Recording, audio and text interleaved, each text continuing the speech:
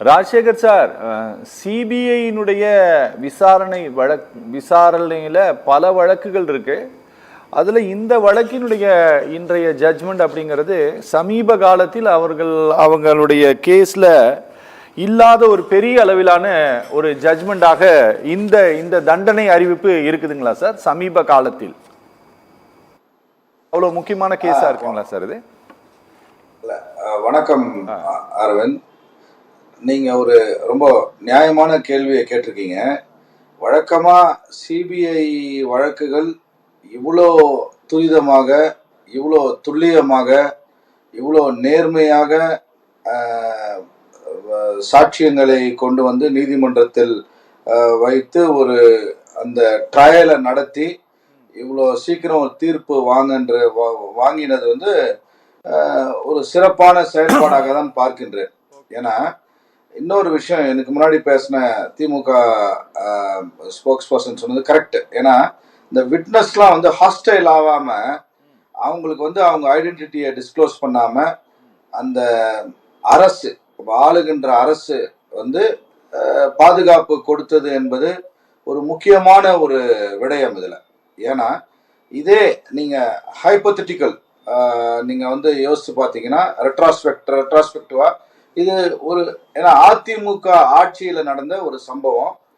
இந்த அதிமுக தலைவர்கள் மகன்கள் தலைவர்கள் இல்லை அவங்களை சார்ந்தவர்களுக்கு தொடர்புடைய நபர்கள் தான் குற்றவாளிகள் என்று கருதப்படும். ஊடகத்திலும் சரி, மற்ற எல்லா பிரிண்ட் மீடியா, நியூஸ் மீடியா எல்லாத்துலேயும் வந்த செய்தி. அப்படி இருக்கும் பட்சத்தில் இது அதிமுக ஆட்சியாக இருந்திருந்தால் நிச்சயமாக இந்த விட்னஸ்லாம் வந்து ஹாஸ்டைல் ஆயிருக்க வாய்ப்புகள் இருக்கலாம். It's only an hypothetical situation.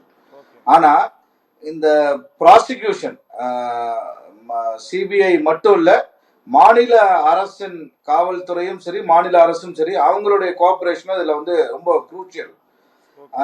தீர்ப்பு வந்து நிச்சயமா வரவேற்கத்தக்க தீர்ப்பு. இந்த மாதிரி தீர்ப்புகள் வரும்போதுதான் குற்றம் செய்ய நினைப்பவர்கள் கூட ஒரு டிட்டரண்ட் ஒரு தீர்ப்பா இருக்கும், ஒரு பயம் இருக்கும். இந்த மாதிரி சம்பவங்கள் நிச்சயமா வரும் காலங்களில் நிச்சயமாக நடைபெறுவதற்கான சாத்தியக்கூறுகளும் இருக்காது. ஏன்னா எல்லாருக்கும் அந்த ஃபியர் வந்து மைண்ட்ல வந்து என்கல்ஃப் ஆகும், அந்த பயம் ஏற்படும். ஸோ இந்த மாதிரி சம்பவங்கள்ல ஈடுபட மாட்டாங்க யாராக இருந்தாலும். ஸோ இந்த மாதிரி தீர்ப்புகள் வரதான் நீதிமன்றங்கள் மீதும் காவல்துறை மீதும் சிபிஐ மீதும் மற்ற அரசு வழக்கறிஞர்கள், கவர்மெண்ட் கோர்ட் ஆபீசர்ஸ் மீது ரொம்ப நம்மளுக்கு வந்து மரியாதை வரும். பொதுமக்களுக்கும் சரி, உங்களை போல ஊடக நண்பர்களும் சரி, இப்போ இன்னைக்கு ஒரு விவாத பொருளா எடுக்கக்கூடிய ஒரு நியாயமான ஒரு வழக்கு என்பது மக்கள் மன்றத்தில் எடுத்து செல்வது என்பது இது வந்து எல்லாருக்கும் கிடைச்ச ஒரு வெற்றியா தான் நான் பாக்குறேன். இது ஒரு தலைப்பட்சமாகவோ அரசியலோ அதெல்லாம் இல்லை. ஒரு வழக்கறிஞரா, குற்றவியல் வழக்கறிஞரா நான் எப்படி இதை பாக்குறேன்னா, இது நிச்சயமா இந்த மாதிரி வழக்குகளுக்கு இந்த மாதிரி வேகமாக துரிதமாக தீர்ப்புகள் வரும்போது மக்களுக்கும் சரி, பாதிக்கப்பட்ட பெண்களுக்கும் சரி ஒரு நம்பிக்கையை ஏற்படுத்தும், அந்த குடும்பங்களுக்கு ஒரு நம்பிக்கையை ஏற்படுத்தும். அவங்களோட ஐடென்டிட்டி, அந்த 48-50 பேரோட ஐடென்டிட்டி இது வரைக்கும் வெளியில தெரியாத அளவுக்கு ரொம்ப ஒரு பாதுகாப்பான முறையில் இந்த ட்ரையல் நடந்திருப்பது பாராட்டக்குரிய ஒரு விஷயம். நீதிமன்றத்துக்கும் நீதிபதிகளுக்கும் அந்த அதிகாரிக்கும் மனமார்ந்த பாராட்டுகள். ஏன்னா இந்த மாதிரி சம்பவங்கள் வரும்போதுதான் மக்களுக்கும் ஒரு மதிப்பு வரும். சார், எனக்கு சார் ஒரு பெரிய இன்வெஸ்டிகேஷன் ஏஜென்சி சார். ஆனா இந்த சிபிஐ வந்து எந்தெந்த மாதிரி எல்லாம் வழக்குகளை கையாண்டது அப்படிங்கிறதுக்கு நான் ஒரே ஒரு உதாரணத்தை மட்டும்தான் சார் நான் சொல்ல விரும்புகிறேன். நம்மளுடைய இந்த பண மதிப்பிழப்பு செய்யப்பட்ட போது தமிழ்நாட்டில் இருக்கிற ஒரு முக்கியமான ஒரு நபர் வீட்டில் இருந்து பணத்தை எடுத்தாங்க. நீங்கள் அப்போ பணம்லாம் வந்து 2000 ரூபாய் நோட்டெல்லாம் பேங்க்குக்கே வரலன்னு வச்சுக்கோங்களேன். அந்த நேரத்தில் எடுத்தாங்க. அந்த வழக்கை சிபிஐ தான் விசாரித்தது சார். ஆனால் கோர்ட்டில் அவங்க தாக்கல் பண்ண அஃபிடவிட்னால அந்த கேஸ் வந்து அப்படியே ஊற்றி மூடப்பட்டது. எப்படின்னா, இந்த வந்து எங்க இருந்து வந்தது அப்படிங்கிறதுக்கான ஆதாரத்தை எங்களால எடுக்க முடியல அப்படின்ட்டு அவங்க சொன்னதின் அடிப்படையில் அந்த கேஸே ஒன்றும் இல்லாமல் போனது. அரசியல் ரீதியாகவும் அல்லது அதிகாரிகள் மீதான வழக்குகளையும் ஒரு சென்ட்ரல் பியூரோ ஆஃப் இன்வெஸ்டிகேஷன் விசாரிப்பதற்கும் இப்படியான பொதுவான ஒரு வழக்குகளை விசாரித்து அதனுடைய நீதி பரிபாலனத்துக்காக அவர்கள் உழைப்பதற்கும் ஏதாவது வித்தியாசம் இருக்குங்களா சார்? ஏன்னா இந்த கேஸில் இவர்களுடைய இன்வெஸ்டிகேஷனாக இருக்கட்டும் அல்லது சார்ஜ் ஷீட்டாக இருக்கட்டும் இவங்களுடைய ஆர்கியூமெண்ட்டாக இருக்கட்டும் இதெல்லாம் ரொம்ப பிரமாதமாக இருந்து இன்னைக்கு வந்து இதில் கன்விக்ஷனே வாங்கி கொடுத்துருக்குறாங்க. இது ஒரு பெரிய இதாக இருக்குது. ஆனால் வேறு வழக்குகளில் வேறு வகையான முகத்தை காட்டுகிறதே சார் சிபிஐ. இல்ல, சிபிஐ மீது உங்களுடைய ஆஸ்பர்ஷன்ஸ் முழுக்க சரி.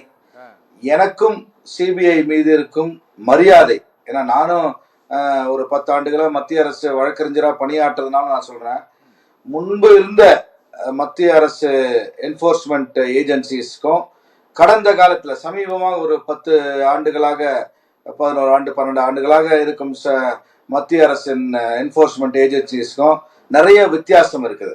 ஏன்னா அரசியல் தலையீடு நீங்க பாத்தீங்கன்னா மும்பைல வந்து ஒரு சிபிஐ ஸ்பெஷல் ப்ராசிக்யூட்டர் எனக்கு வந்து ஒரு முக்கியமான வழக்குல மாலேகான் வழக்குல எனக்கு வந்து அழுத்தம் வருகின்றது என்று ஓப்பனாக சிபிஐ ஸ்பெஷல் ப்ராசிக்யூட்டர் சொல்லி அவர் ராஜினாமா பண்ணதெல்லாம் நம்ம பார்க்கிறோம். அது இல்லாம உச்ச நீதிமன்றமும் சரி, நீதிபதிகள் தலைமை நீதிபதி அமர்வு வந்து CBI has become a caged parrot அப்படின்னு அப்சர்வேஷன்ஸ் பண்ணதும் நம்ம பார்த்து கொண்டு இருக்கிறோம். ஏன் தமிழ்நாட்டில் நீங்க சொன்ன வழக்கும் சரி, அது எனக்கு எந்த வழக்கு என்று தெரியும், அது உச்ச நீதிமன்றம் வரைக்கும் சென்று அங்க விடுதலையான ஒரு வழக்கு, அந்த நபரும் தமிழ்நாட்டை சார்ந்தவர். அதனால அதை பத்தி நம்ம தீர்ப்பு வந்த பிறகு அதை நம்ம வந்து பேர் சொல்வது சரியாக இருக்காது.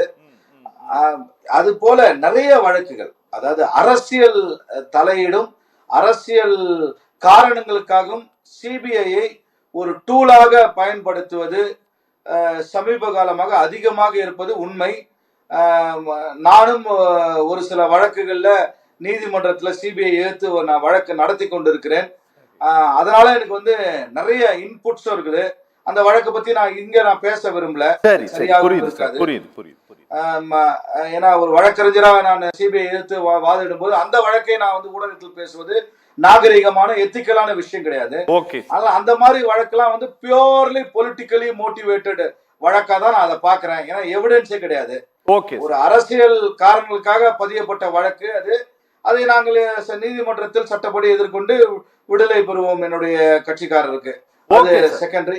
இந்த மாதிரி பல வழக்குகள் சிபிஐயோட செயல்பாடுகள் இந்தியா முழுவதும் கேள்விக்குறியாகவும் சந்தேகத்தை எழுப்பக்கூடியதாகவும், அதில் வந்து அரசியல் தலையீடும் நேரடியாக ஸ்பெஷல் சிபிஐ ப்ராசிக்யூட்டர்ஸ் வந்து வெளிப்படையாக ஊடகத்துக்கு வந்து எனக்கு அழுத்தம் இருக்கின்றது என்று சொல்வதும் ரொம்ப நம்ம அதை பார்த்து கொண்டுதான் இருக்கிறோம்.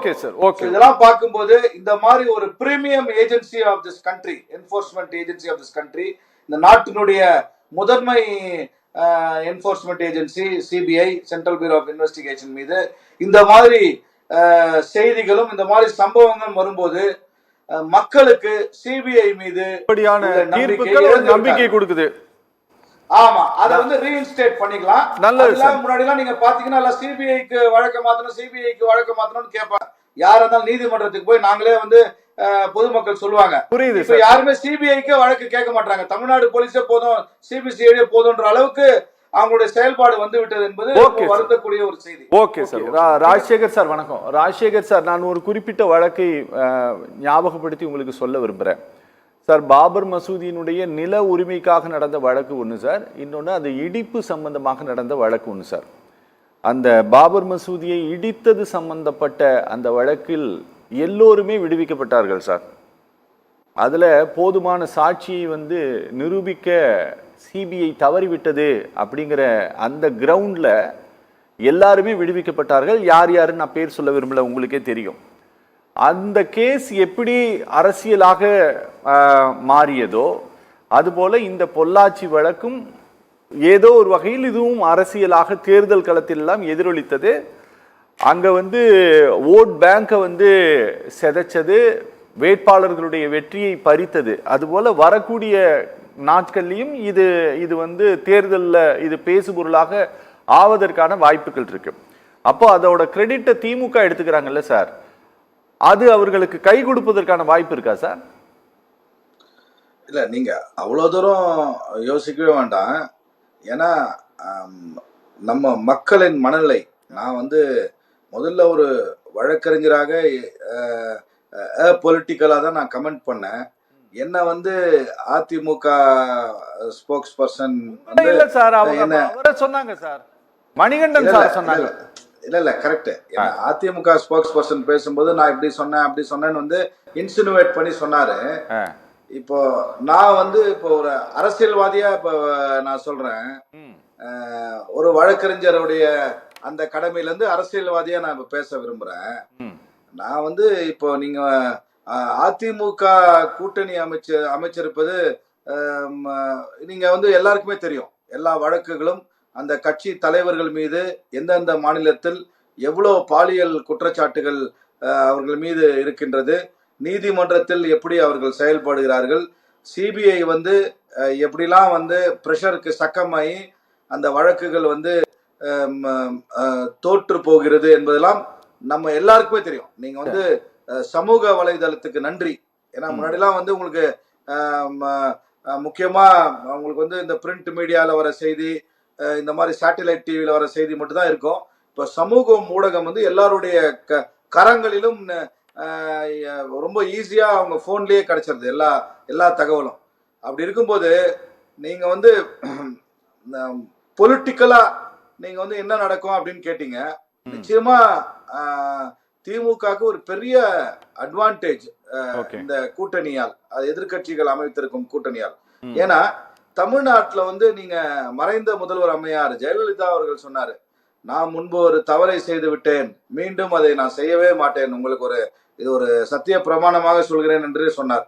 அப்புறம் தேர்தல் நேரத்தில், பாராளுமன்ற தேர்தல் நேரத்தில் மோடியா லேடியா அப்படின்னும் போது தமிழ்நாட்டு மக்கள் லேடி என்பதை 40 தொகுதிகள் 39 தொகுதிகள் அவருக்கு வெற்றியினை தந்தார்கள். ஸோ அந்த மனநிலை தான் மக்கள் இருக்கிறார்கள். ஏன்னா நீங்க வந்து இப்போ ஒரு நேஷனல் எஜுகேஷன் பாலிசி அமைச்சர் தர்மேந்திர பிரதான் வந்து இதை ஏற்றுக்கொண்டால், என்இபியை ஏற்றுக்கொண்டால் தான் உங்களுக்கு நிதி வழங்குவோம், இல்லை என்றால் வழங்க முடியாது அப்படி என்று சொல்லும் போது இது ஒவ்வொரு வாக்காளன் மனதிலும் ஆழமாக பதிகின்றது. ஏன்னா தமிழ்நாடு தான் முதன்மை மாநிலம் மத்திய அரசுக்கு வரி கட்டுவதில். அப்படி இருக்கும்போது நீங்க வந்து தமிழ்நாட்டு மக்களுக்கு உண்டான உரிமையாக தான் ஒவ்வொருவரும் பார்க்கிறார்கள்.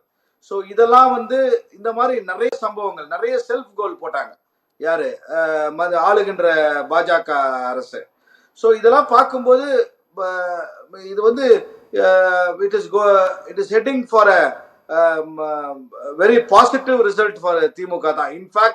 இன்ஃபேக்ட் அங்க வந்து உங்களுக்கு ஆன்டி இன்கம்பன்சி ஒரு 5 ஆண்டு காலம் இருக்கும் தேர்தல் சமயத்தில், அதையும் ஓவர் கம் பண்ணி அவங்களுடைய கூட்டணி இன்டாக்டா இருக்குது. அதே மாதிரி அப்கோர்ஸ் இந்த கூட்டணி சில பாக்கெட்ஸ்ல வந்து அவங்க வின் பண்ணுவாங்க. ஆனா அதிமுக பண்ண பெரும் குற்றம், இன்றைக்கு கூட ஒரு திமுக தலைவர் பேசியது, 2 கட்சிகள் தான் நீங்க பார்க்கணும்.